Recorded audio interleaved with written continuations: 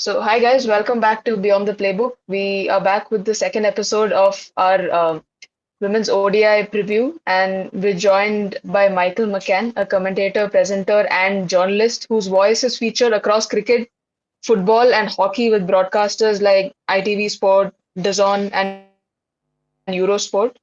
Highly commended at the SJA Awards, he's known for his insightful storytelling and championing greater inclusion in sports broadcasting. So, welcome to Beyond the Playbook, Michael. How are you doing? I'm all the best for that introduction. Thank you. That's really kind. Yeah, pleasure to be on and talking cricket. Appreciate you having me.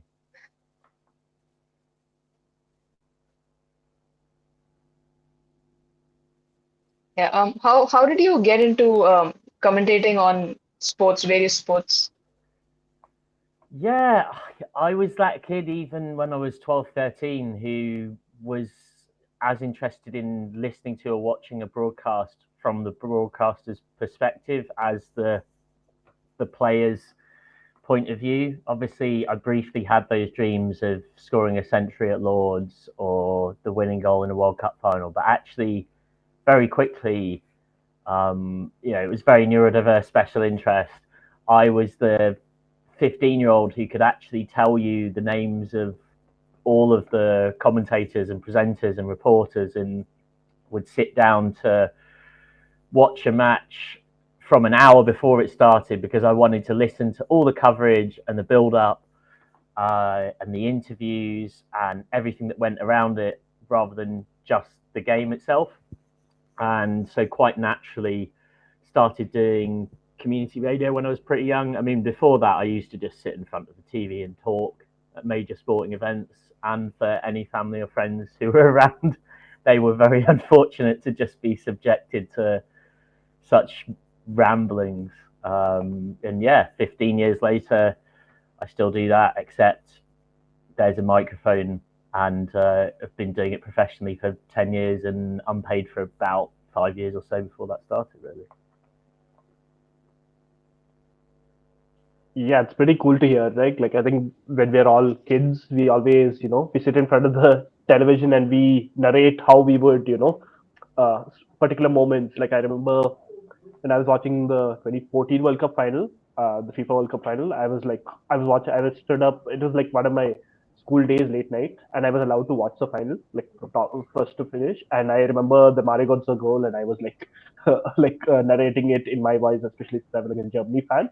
So I get what you feel, but it's nice to hear that you took it up so professionally. Like it's something which a lot of kids dream of doing, and I can see that. One question which I wanted to ask, like, does your perspective, like commentating on different sports, right? Does that add to your perspective when you're commentating on a particular sport? I think it does. I think you learn from doing different sports. And, my main two that I tend to do more often than not are cricket and football. And they're very different in terms of the flow and creativity of them. But it's interesting you ask that now because in England we're sort of in crossover season at the moment. Cricket's just disappeared out for the summer, early autumn, and football's just come in. And when you do a run of one or the other, I definitely think you learn bits that you can take back into that other sport. Very different flows. Obviously, I do work that's not cricket, football. Worked on the Olympics for HBS. The Olympics just gone in Paris, and again, when you're doing all these different sports, it's trying to get into that flow of that particular sport. When is the time to be creative? When's the time to bring a little levity and have a bit of fun? When is the time to really re-emphasize a human interest story that is shaping what this means to an individual player, never mind what this means to an overall team? How are you interacting with your co-commentators? How are you setting and shaping the tone of the broadcast? And every year you hope that you keep developing. And even with cricket this summer, having done a lot of women's and men's domestic cricket in the UK, including being lucky enough to do 4 finals days, you, like a player would, you reflect on those moments in finals days and how you could have done them better. And when you jump back into another sport in football, it absolutely keeps you thinking about the art of how to try and keep improving. pretty fascinating here. Like, so, like, I mean, for you, since you're a very multivariate person, do you get time to switch off, like, from sport in general, or is like a continuous thing throughout the year? Great question. I've had to learn to crowbar that in and make it happen. You know, it's a very relentless job and industry. I absolutely love it, but it doesn't come without its challenges. I think sometimes there's a misconception that even a dream job doesn't have with it, you know, things that are that you've got to work on, and finding time to actually rest and recover is so important. It's something that across 10 years of doing this as a professional, I've got better at as time's gone on from a very, very low base. And yeah, actually, you can get sucked into a thing that pretty much when you're not working on a sport, you're then switching off by just watching more sport, and actually you're not really fully switching off. So yeah, I actually like to do quite a lot outside of sport. Like to go play with the cats. I sound like such an old man there, but my girlfriend will love that. Like to play the violin, still playing the violin, done that since I was a kid. Like to get out and exercise. For me, what playing sport is a completely different thing to watching sport. And the other thing that I really enjoy about still playing, very badly, I might add, is I do think I listen to quite a lot of sports commentators who aren't empathetic enough of how difficult it is to be the gladiator out there in the arena. And even just playing really badly at a very low amateur level gives you just that human reminder of how difficult it is. And it just kind of goes back to one of my golden rules on the mic, which is don't say anything you wouldn't say to a player's face. It doesn't mean say don't criticize them, but make sure that if they were physically in front of you and they said, hey, I heard you said X about me, you'd be able to say, yeah, and this is how I'm going to justify that. Just last week, I was playing my first game of five-a-side football in about 6 months because summer's cricket season in England. And oh my goodness, I missed, even by like some terrible standards. We're talking open goals kind of things. And it just reminds you, because you've been playing for 20 minutes and your lungs are going and you're too tired, and that causes you to say, yeah, that's just a flavour of what I do. And again, I think it's really important because if you're doing too many actual matches, this is in terms of commentaries, you don't end up bringing that fresh energy to a broadcast and that perspective from stepping away from it all. So yeah, it's definitely really important to do. Yeah, definitely, Michael. So, like, I think both of us are sports management professionals as well. We hope to make it in the sports industry, at least in India. And like both of us, in our own way, we like to keep that connection to sport, at least by playing it. Like, Sai, she's like a district level football player, so like she goes for training on a weekly basis and she plays matches. Well, I play a little more recreational football on a weekly basis, or at least I attempt to with a community which I've made. So like, it's fun to hear that people find ways to recharge and recuperate in these different ways. So it's cool to hear. So I think I think let's go into the meat of why we're here, like into the England women's cricket team's World Cup campaign. So Sai, you're able to go. Yeah. No, I think I started watching. Heard of Michael when he would commentate on the WSL games, and then I heard him commentate on the women's cricket games as well. So, yeah, Chelsea games as well. Yeah, I know. Um, so Perennial winners. speaking about England, Pretty yeah, much got their name on the trophy before the season started. That's a joke. That's a I joke. know. If any Arsenal fans are watching this, don't kill me. It's just a joke. I'm an Arsenal fan. They have won it. Oh, sorry. I saw the because yeah, I mean, what 2018 now? I think off the top of my head feels like a long, or maybe it was 2018-19 when Arsenal went on Joe Montemurro. I should know that off the top of my head, but anyway, my goodness me, that is a long, long time ago. It's mad to think how much women's football has changed in that time. And one of the only consistencies has been that Chelsea have won it every year. I mean, I do think, just that I know this is very much an aside to what we're talking about, but I don't think it would be the worst thing in the league for a season where Chelsea didn't win it. And some people might kill me for saying that as well, but it's never good in anything for one team to win something for so long. I mean, this is what we're going to come on to, right? There's a version of this with women's cricket with Australia. Like, as we speak, Australia are getting a really tough test here from New Zealand. It's not good in any tournament to have a strong sense of the team that is extremely likely to win it before it's begun. And obviously, one of the great things in women's cricket is the standard across the board is going through the roof, and that's starting to change. Yeah, I think this, I think everyone accepts that this is set to be arguably the most competitive World Cup in women's cricket history. I think there is no clear winner. Australia also on their day can be dethroned. And yeah, that brings us on to England very nicely, because England is the only other team apart from Australia who's won multiple titles in women's cricket World Cups. They won 4 so far, and their last was in 2017. And since then, they've come pretty close. Like they had the final heartbreak in 2022. The T20 World Cups also, they had their own share of heartbreaks. So what do you think has happened over the past few years that hasn't seen them cross that finish line? What's keeping them from crossing that finish line?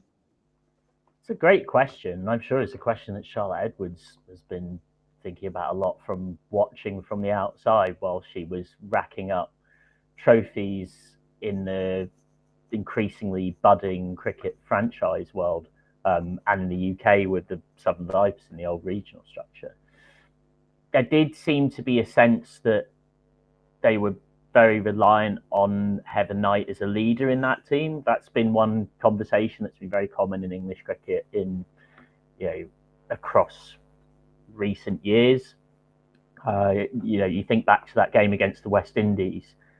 There was various people talked about this, a bit of a sense of chaos once Heather Knight was off the field, and that has, to one extent or another, been one of the themes, which was while Heather was in charge, is the sense of things really coming down to her to steer the ship. And then I do think sometimes, we're talking about a small handful of games. We can read a hell of a lot into tea leaves of what are just very close, competitive, top-level knockout sport. That being said, you think back to that West Indies performance in the T20, that was probably one of their biggest disappointments. You've got a tournament where actually it's not Australia who end up going on and winning it, and yet England get knocked out as they do. That was seen as something that was a real missed opportunity. And that Australia game in 2022, it's that star-studded Australian side. There's no shame to losing to them in the way that they did, and they were extremely competitive in the final.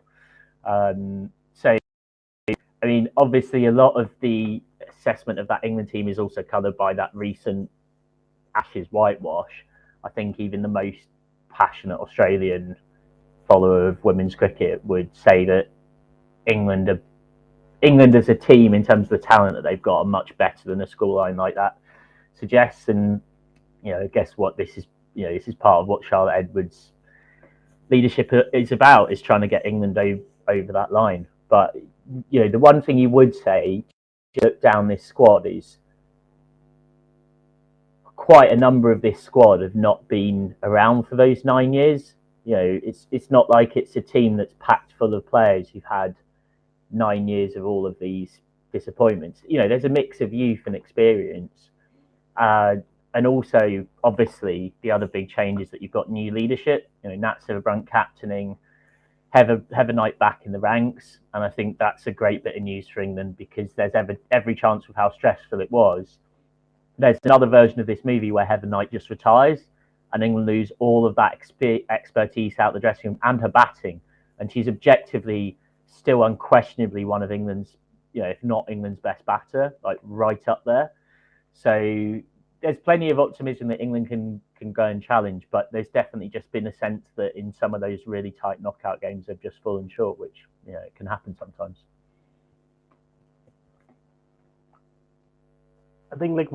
I think Heather Knight's role also as like a former captain, like she can be like a resource for Nat Sciver-Brunt to even turn to in times of crisis. I think that is also a very underrated aspect as well. I think that's also one thing which is like very, at least for this World Cup, I think it will be very important. I don't know, and it'll help her also, have another sounding board for whatever tactics or ideas she may want to bounce off. I guess.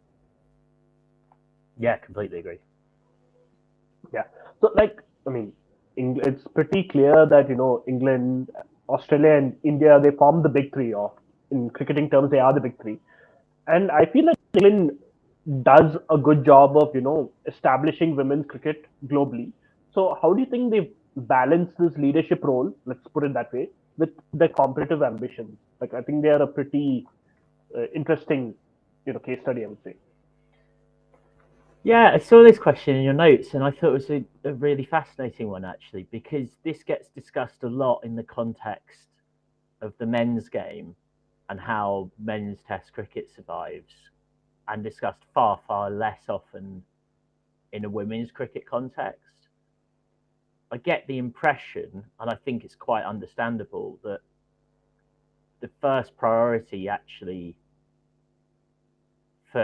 from an English perspective has been, you want to actually get your own house in order. There's been, I think you have to be careful when you talk about the big three as well, because I think I'm good friends with a couple of players in the South African team who'd have a lot to say about that, as well as other nations, of course. But actually, there's been a huge revamp of English women's domestic cricket in the UK, changing from underneath the 108 regions that are co-owned by different counties to that being completely pulled apart at the end of last season, and county cricket is now the top level of English women's domestic cricket, and then as well as the 100. So I think a lot of the focus in English women's cricket has been on the domestic structure change, the coaching change from John Lewis to Charlotte Edwards, the wash up of that Ashes loss, which when it's a heavy loss like that, as so often happens, captain and coach end up going. So I wouldn't necessarily know off the top of my head how much thought there necessarily goes out to the wider game. Obviously there's a huge prize pot for this tournament compared to previous competitions, which is absolutely magnificent. You love to see it. And you would hope that helps the game continue to spread globally, and England very much sort of doing their part in that. But I think it's easy in looking at these sort of wider conversations to forget that English women's cricket has got plenty going on and developing in its own sort of system, which it is a strong domestic system. Lauren Winfield-Hill, who's played more than 100 times for England, Yorkshire women's captain, was saying she actually thinks it's stronger than the Australian system, which is fascinating because she's very well connected to that Australian system. She's played in it a lot as well, and was kind of singing its praises in terms of the volume of cricket that English women's domestic cricketers get. And having commentated on that a lot in the last few years, that product's come a long way in a short space of time. But there's always stuff to be worked on, and inevitably, when you have your first season of changing the structure so dramatically as they have, there's always things that can be tweaked and improved.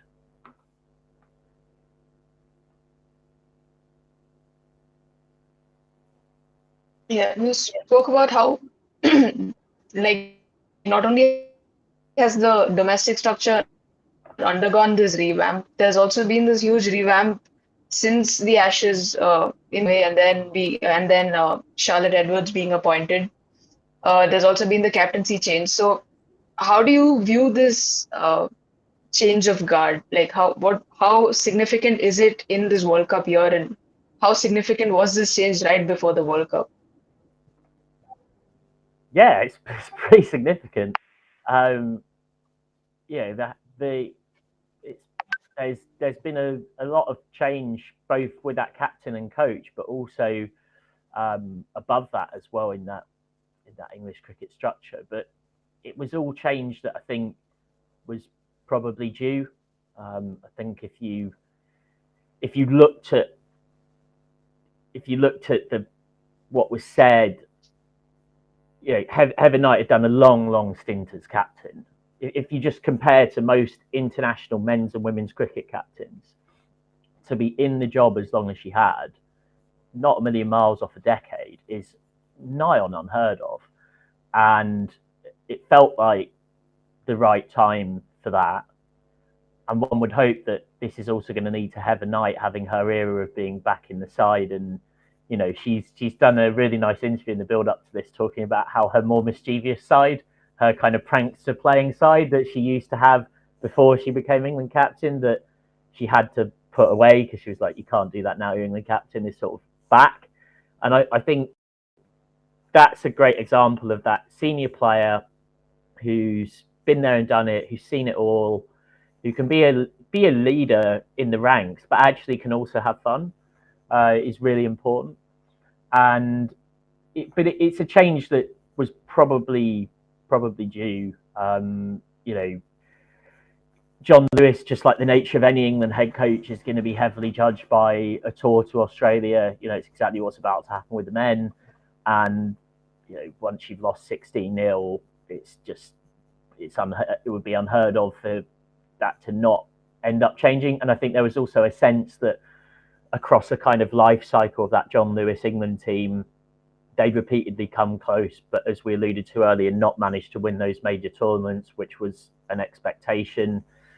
And then there was those discussions around fitness that people might remember those comments from Alex Hartley after the loss to the West Indies.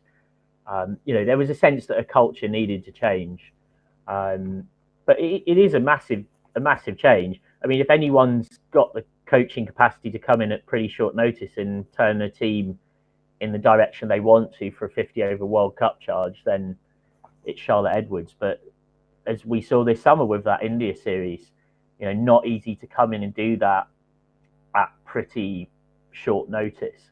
So yeah, it's a significant year of upheaval for England. It's not exactly controversial to say that you don't plan to prepare for a World Cup by changing your captain and your head coach about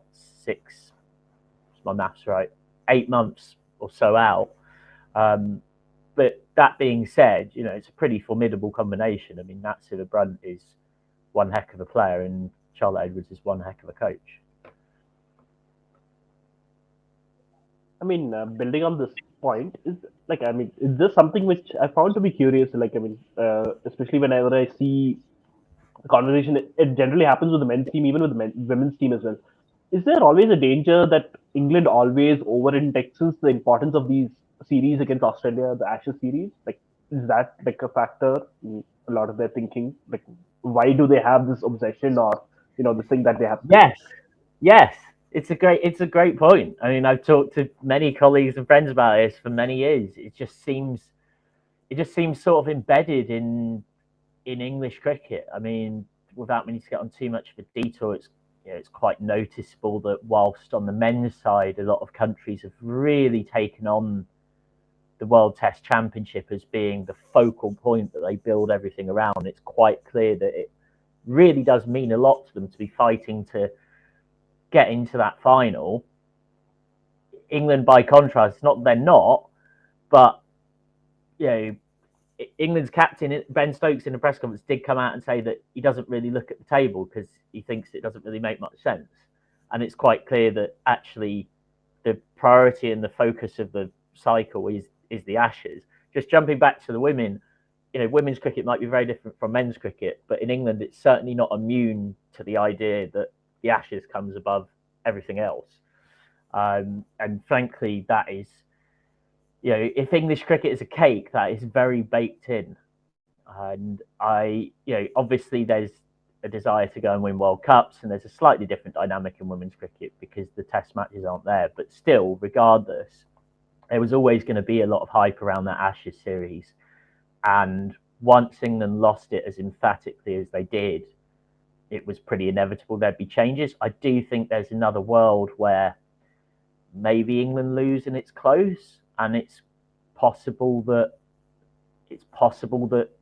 both captain and coach don't change. Maybe one changes, but once it goes that way, it's just, that rivalry is so deeply entrenched in both women's and men's cricket. And also, the core aim of the job, as it will be for Charlotte Edwards, is Ashes and World Cups.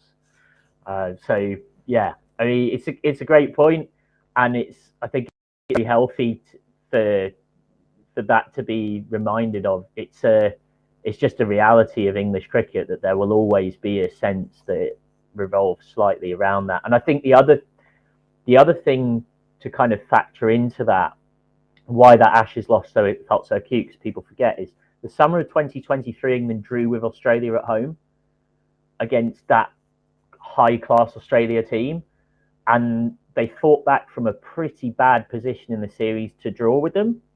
And I know the Aussie camp were pretty gutted about that, because yes, they retained the urn, but they came to England to win the series and they didn't win it.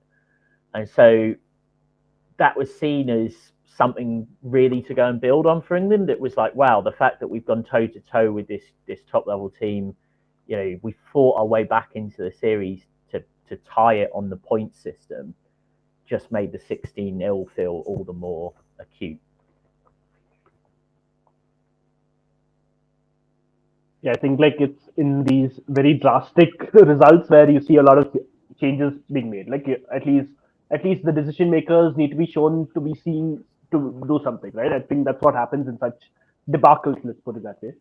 So I think one thing, like we've very recently, Lauren Filer bowled the fastest over in women's cricket history, which is a pretty unique dimension. Let's put it that way. So, what do you feel her added pace will add in?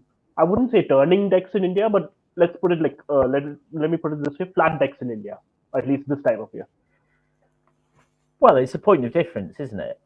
It really is. Like having commentated on English women's domestic cricket for a number of seasons, you build close relationships with players who tell you quite candidly what they thought from facing different bowlers. And there's quite a few different players who have told me quite openly, yeah, when she's on, you really notice that extra few miles an hour. And that's some of those cases have been in very green, slow English May decks. And yet when she's had her day, it's been like, oh, hello. So absolutely, if she gets it right with a burst of pace in India, she can change a game. I think it does depend a little bit on how the pitch is behaving. I'm sure you two will be well aware, some of your audience at home might be, but it depends whether you're on that black soil, that red soil. Have you got dew involved? What stage of the game is Filer bowling at? What state is the pitch in? What state is that soil in? Because that, there's some scenarios where her extra pace could be a real asset. There's some where the pitch is flattened out and it's a run chase in the dew where there's a danger that the faster it comes, the faster it goes. But she's a top level operator, and everyone I know in English women's domestic cricket obviously absolutely expected her to be on the plane, even in a World Cup where you might take slightly fewer seamers, because she can hit those top speeds. And if you're in a situation where you need something different, she might well be your go-to. Yeah, and another seamer that has got everyone's attention in another way is Emily Arlott. She's been included in the squad, and I think she did make her debut quite a few years ago, but then she fell out, and then she's had to make her way up back again. And she's been brought in place of experienced seamers like Kate Cross, and we've all we know how she performed in the last World Cup and how crucial she was and how experienced she is opening the bowling for England. So, what do you think of Emily Arlott, and what do you think Charlotte Edwards might have seen in her that said, yeah, you know what, I need her in my team for the World Cup ahead of, say, more experienced seamers? Emily Arlett's really earned her chance for England at this World Cup. You alluded to it a little bit there. She briefly got an England opportunity, but she never really got a full crack at it. And she kind of thought that was it and it was done. And it's an open secret that this was an era under John Lewis where women's county cricket and domestic cricket and regional cricket was paid a lot less attention to than it has been under Charlotte Edwards. And Arlott, across 20 over cricket, 50 over cricket, both in terms of wickets and economy rate for seamers over a number of seasons, was always right up there. But there was a real sense for her that didn't matter. And one of the first things Charlotte Edwards said when she came in is, I want my England players playing far more in domestic county cricket as per the new structure rather than regional. And I'm going to be taking a lot more stock from what I see at that level. And it's kind of no surprise that, given the head coach has made it quite clear that they're going to be using that as more of a selection metric, that Arlett's managed to fight her way back in. She's tall. She gets a bit of extra bounce. She's very accurate. She's always at you. And another thing that's crucial, particularly in an era where often recently Nat Sciver-Brunt has not necessarily been bowling, is Arlett helps balance your side because she's a capable hitter. She's got long levers. She's naturally very aggressive. And this was a big moment that sort of turned heads. She scored a century for Warwickshire in a domestic women's 50 over game this season. From memory, it was about 130 she made. She came out in a huge batting collapse and went on to ton up. And she's always made capable contributions down the order, but she's worked on her batting in recent seasons and it's got a lot better. But that, again, is the kind of performance, particularly with a head coach that is looking a little bit more into the domestic game than maybe previous management did. That, again, helps your cause no end. You know, in the women's 50 over domestic competition this summer, once again, you know, despite not playing as many games necessarily as others, in terms of economy rate and strike rate, she was, well, I mean, before I did the final, she was in and around the top 5. So again, you know, she's keeping company with everybody else who's either in an England squad or in and around an England squad. And she's also talked really openly about her battles with anxiety, and how, for, you know, at one point she did think of not that long ago giving up cricket, and now she is back here in her, you know, second win with England and playing in a World Cup. So that's a great story. As for Kate Cross, that's obviously been one of the massive talking points of England's squad. You know, she on the Nobles podcast described her mission as pretty savage. Those episodes are well worth a listen for getting the sense of the brutality of a professional sports person, because, you know, this is the opposite end of the spectrum to the kind of cliched interviews that sometimes frustrate fans. She's speaking to Alex Hartley right after hearing the news and, you know, basically sort of fighting back the tears through trying to process what's going on. And this is someone in Kate Cross who started that series against India as in the 50 over stuff this summer as England's vice captain. So, and it's only a year ago she was captaining England in Ireland for that tour. So it's a great example of how tough professional sport can be. She's now been revealed as lost her central contract, which almost certainly confirms, bar some extraordinary injury crisis, that we've probably seen the last of Kate Cross in an England shirt, which feels somewhat improbable. Worth saying as well at this point, she won 3 trophies this summer. She won 2 for Lancashire 50 over in T20 cricket, and she won the 100 as well. So she had a magnificent summer, but obviously a summer for her that will always be kind of tinged with disappointment. And there's also a luck thing here, right? Because we're playing this World Cup in India, Charlotte Edwards wants 4 frontline spinners. If we're playing this World Cup in plenty of other parts of the world, there's a chance that Cross still gets in the squad, even if you want to take the likes of Arlott and Filer. But yeah, Emily Arlott certainly has really, really earned her chance. And I would say as well, because you talked about experience, might not be that experienced in the international stage, Arlott, but is very experienced at the domestic level, knows her game very well. And that really helps when you're trying to deal with the pressure cooker of international cricket. Yeah, like on a personal level, I just wanted to ask, would you have taken Kate Cross on the flight to India? Like, or personally speaking, I'm not asking for you from a thing. I understand it's a little bit of a difficult question because she did have the summer of Kate Cross, so that's why I was asking. It's really tough because your seam bowler, your fast bowler slots are so much more limited on the assumption that you're going to take the four spinners that they've got in Sarah Glenn, Lindsay Smith, Sarah Glenn, Lindsay Smith, Sophie Ecclestone. It's a World Cup in India. Charlie Dean, obviously. So once you've got those four, you don't have a lot of room to manoeuvre. I think for her experience, I still probably would have wanted Cross there, but it really is a tough call, and Charlotte Edwards gets paid to make those tough calls, and clearly has looked at.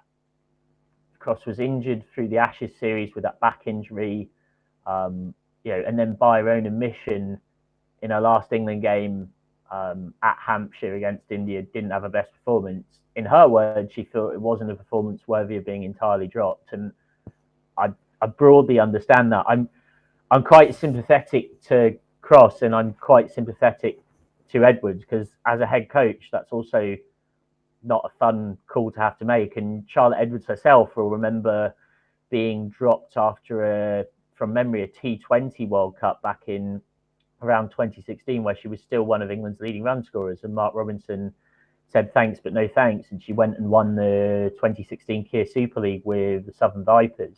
So she will know all too well what it is like to be a seasoned international cricketer for a decade and quite suddenly be told your services are no longer required when you feel like you've got more to give.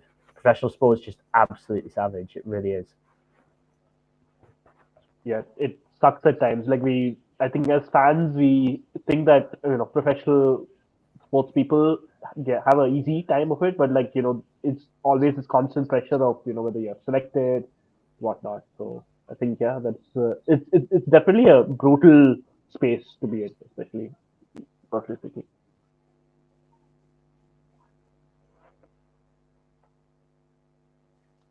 Yeah, and I think like he said, speaking of like as fans, you see this player side of things and you also understand the coach's side of things, but in your brain it doesn't. Both the things can't fit together.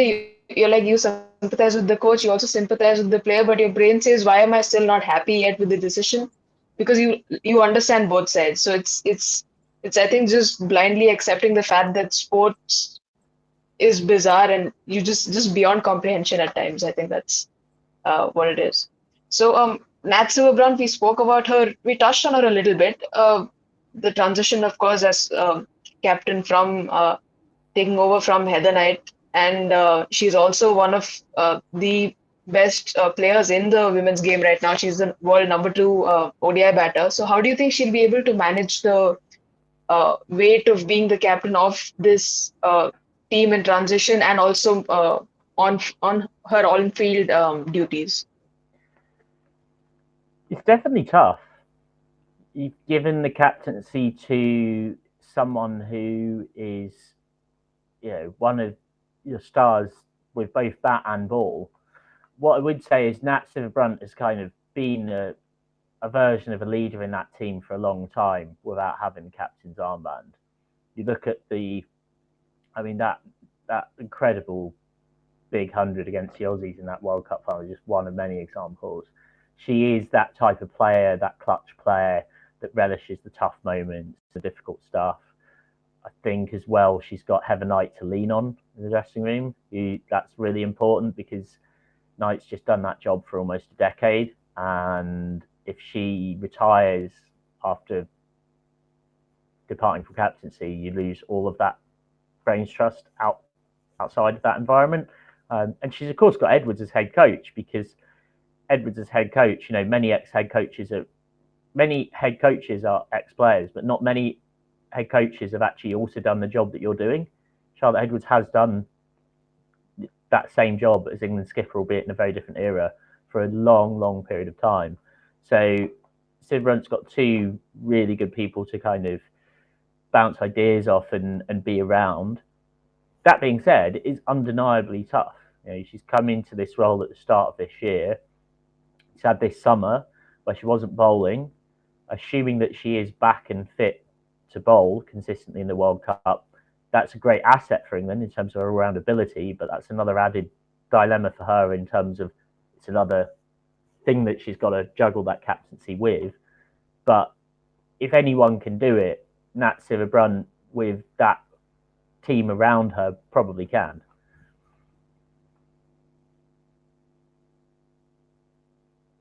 Yeah, I'm personally obviously quite looking forward to watching Nat Sciver-Brunt play. And do you think, in any capacity, the fact that she's also being coached by Charlotte Edwards in India for the WPL, does it, and they're also playing a World Cup under similar conditions, do you think that might have an effect, might that translate into something? It definitely helps. Of course, it helps. Knowledge of conditions, conditions, whether it's black soil, red soil, so different to what you get in England most of the time. There's a reason why English teams going and winning in India or Australia in particular is often seen as a huge achievement. It's because of how different things are. And obviously one thing the WPL is doing, which the IPL did a long time ago on the men's side, is it's giving all of those foreign players playing, those overseas players playing in the WPL, much greater knowledge of Indian conditions than they might have necessarily had before from consistently going over year by year and getting that. So, yeah, it's not going to harm England at all.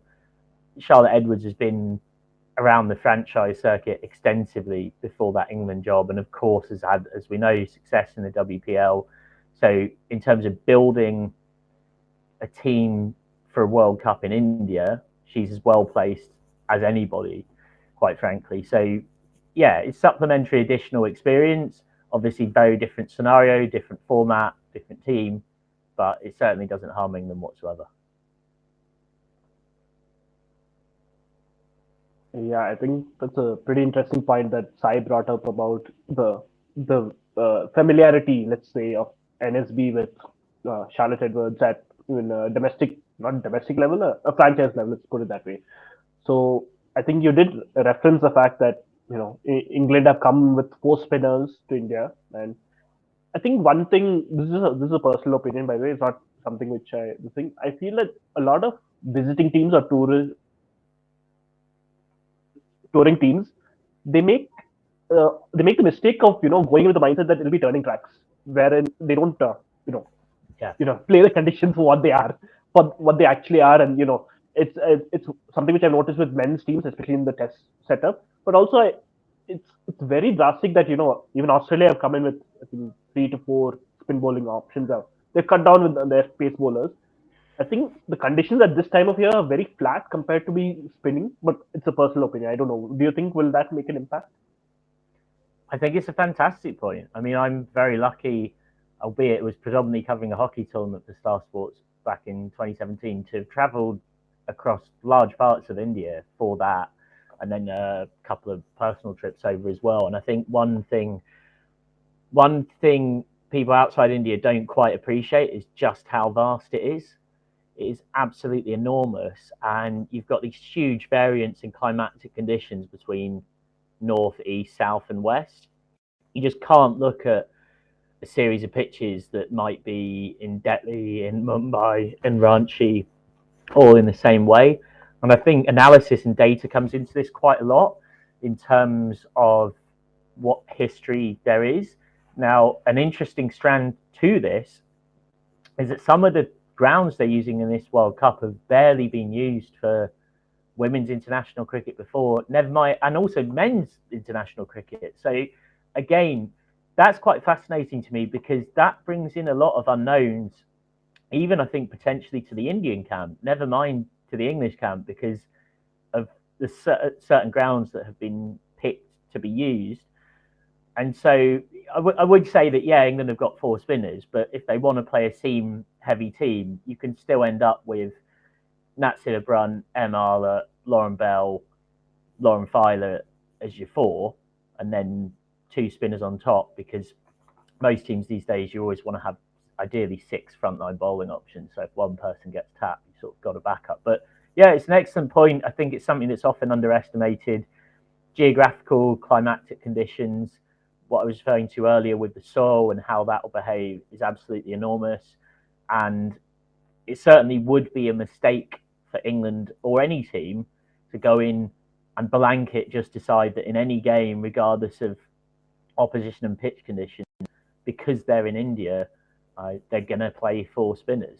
It'd be the equivalent of rocking up in England and deciding that you were just going to play a whole load of swing bowlers because it swings in England. Well, actually, you can get, as the summer goes on, you can get hot, pretty baked, quite flat pitches and sunny days where the ball doesn't swing that much, and actually the difference is at least a couple of really good spinners.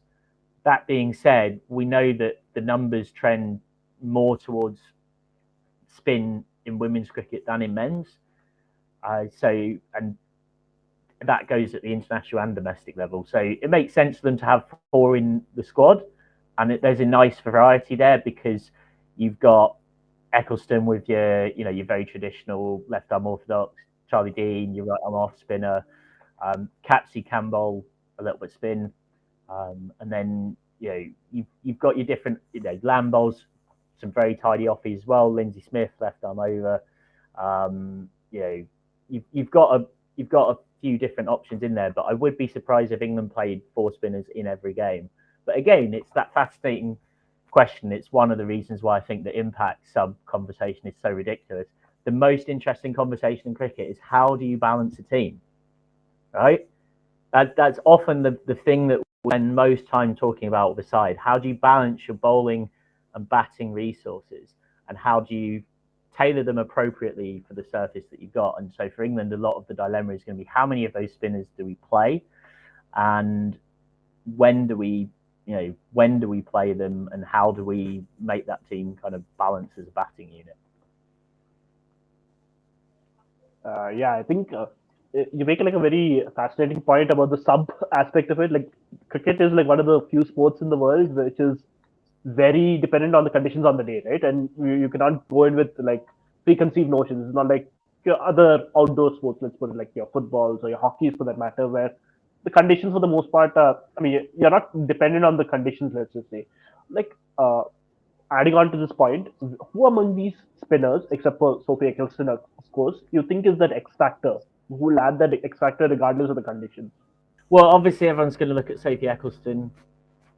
That's standard. Her name and repute is there for clear reasons, and she demands a level of respect with her frankly just ridiculous regular record-breaking feats in that regard. I think an interesting story as well in the England spin department is Lindsay Smith.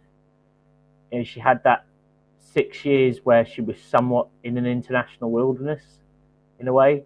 She's 30 now. She knows her game inside out. She's had to fight so hard to get this chance. She had an economy rate in the 50 over comp this summer of 3.7, which in a super hot, by very low English standards, summer with flat pitches on the whole really stood out. And in an England shirt as well, seems to have steadily grown in confidence. Obviously was a 100 winner with the Superchargers as well. Has had to bide her time very patiently. Not easy being a left arm spinner in England in the time of Sophie Eccleston. So I think her and Eccleston as a duo will be interesting to watch. Obviously, you've also got Charlie Dean. You got the offies that Emma Lamb will offer if picked. Alice Capsey depends on how much of the track is turning, of course, and then Glenn with her leg spin and gets a lot of top spin and extra bounce. So they do have a lot of different spin options in England. It's fascinating to see how they intertwine them. I do have a feeling that with her skiddiness, her awkwardness, and how good she is at keeping the stumps in play, and just the success that she's had in recent times and how much more comfortable she seems in her own skin in an England shirt, that it could be a big World Cup for Lindsay Smith. That's nice to hear. So I think end this on a, I don't know whether it'll be a positive note, but what do you think of England's chances in this World Cup? And how do you see this World Cup being from overall standpoint? Oh, I will be taking a seat firmly on the fence on some of those questions, because I think predictions so often fool's errands. I expect England to be very strongly competitive, and I think England's mentality will be, if they don't end up in at the very least semi-final, they'll be disappointed with that. I mean, Charlotte Edwards' mentality will be such that she'll be thinking they could go and win it. There's been, with India's rise, and with India, of course, beating England in England, there's definitely been chats in some previews I've seen that England are very much underdogs. I wonder whether a slight sense of expectation in a wider sense, not quite being there as in previous tournaments, might take the pressure off just a smidgen. That being said, they've got the squad there to potentially go and win it.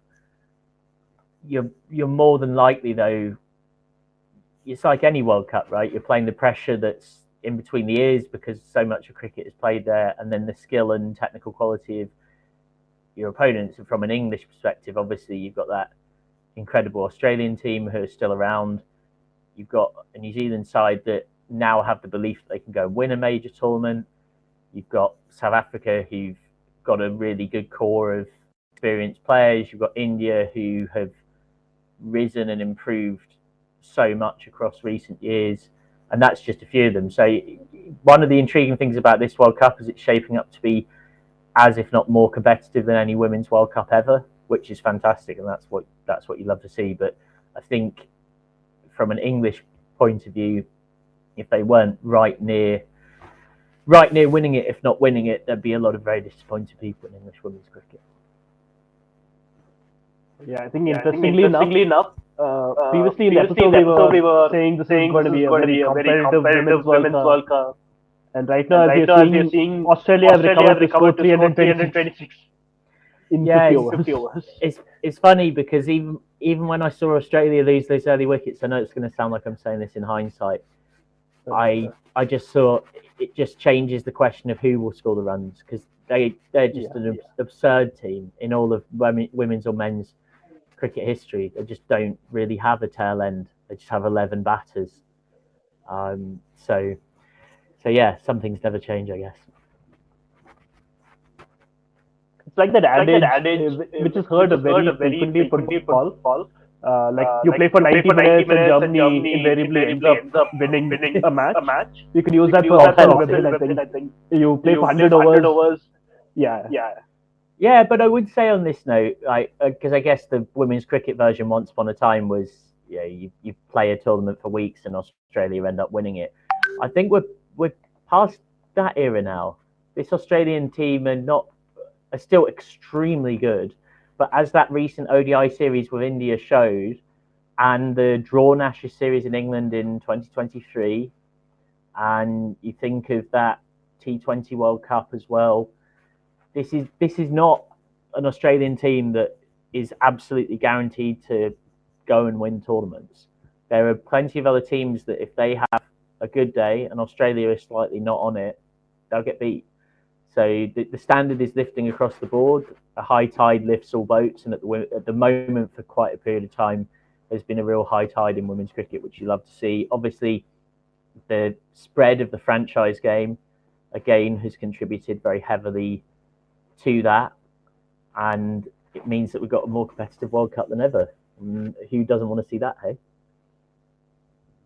Definitely, Michael. So, I want to end by saying thank you so much for giving a lot of your precious time, and especially you were dealing with the demise of Dickie Bird as well, who was like a person who you knew very closely as well. So, thank you for giving us the time to speak to us and like that. I just wanted to ask, will you be covering the World Cup by any chance, and in what capacity?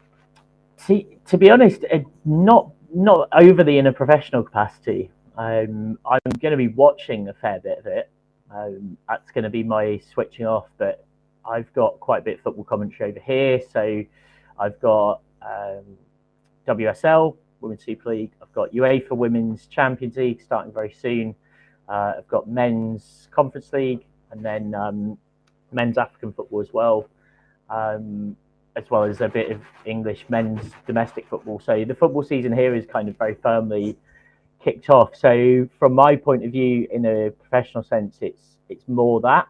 But then it's going to be a month or so of basically while I'm, literally like it was earlier today, preparing about an Icelandic football team I'm commentating on tomorrow while watching Australia, New Zealand. Like the Women's World Cup is going to be my very happy kind of thing to immerse myself in away from the football season, getting into rhythm. So yeah, and it's one of those things. I mean, I absolutely love covering women's cricket, obviously, but there is something quite enjoyable about being able to just watch a tournament like this and just not have to concentrate on it from a professional point of view, but being able to just sit back and enjoy some amazing, highly competitive cricket.